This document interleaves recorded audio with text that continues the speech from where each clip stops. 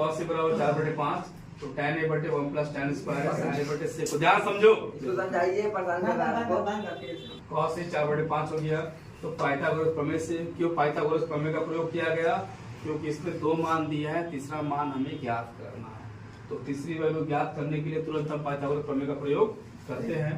तो कर्ण का स्क्वायर बराबर आधार का स्क्वायर प्लस लंब का स्क्वायर है।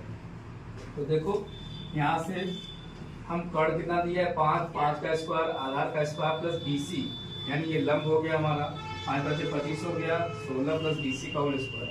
तो BC का स्क्वायर बराबर 25 है, ये इधर जाएगा चेंज हो जाएगा 75 करेंगे, BC स्क्वायर बराबर 9, BC का मान करड़ी में 9 और 9 का रूट तुम लोग जानते हो कितना होता है 3। अब यहाँ पे हम 3 को ऐसे लिखेंगे।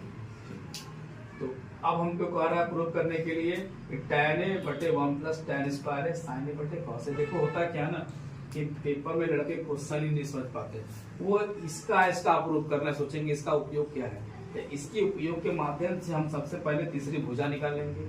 तीसरी भुजा निकालने के बाद तब हम चलेंगे, देखो हम चाहे ये ले चाहे ये ले, बस सिद्ध करने वाले में इतना ध्यान रखना पड़ता है कि जो लेफ्ट हैंड साइड में आएगा वही राइट में आना चाहिए। और तुम लोग कितने शांति से हल कर लिए, भी पूरा कर लिए 16 चर्चों को 16/25 12/, वहां भी क्या आंसर हम भी करे, क्या लिखा है क्या आंसर ला दिया, आपने सामने गुणा करके आंसर ला दिए।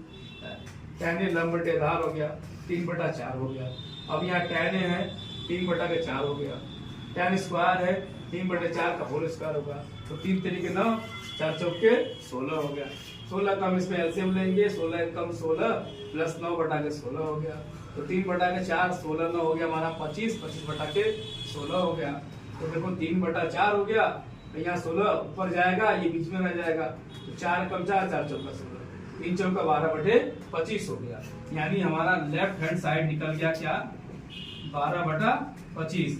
उसी प्रकार हम RHS हमारा है, तो साइन a का मान क्या निकलेगा इस क्वेश्चन से? देखो साइन होता है L/K, कॉस क्या होता है सेक, हो जाएगा आधार बटे कर्ण बटे, ठीक है,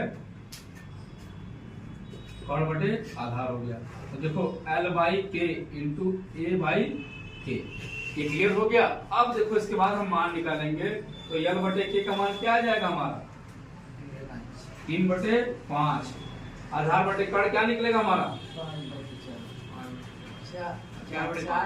यहाँ क्या बटे क्या निकला था, ये हो जाएगा 4/5 हो जाएगा। आधार बटे कर्ण निकालना है ना, हमको उल्टा से करने से मतलब ही नहीं है। अब हमारा हो गया 3 चौका 12, 5 बचे 25। तो देखो ये हमारा आ गया, तो LHS बराबर RHS, ये हमारा प्रूफ हो गया।